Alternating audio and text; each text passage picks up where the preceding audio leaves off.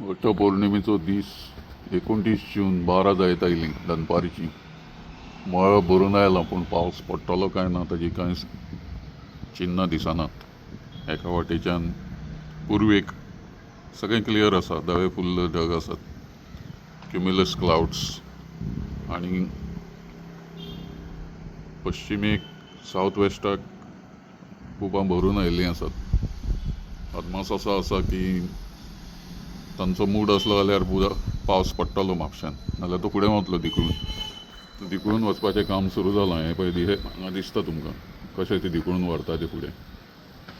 हो वारो आसा तोच सगळें वाट लायता.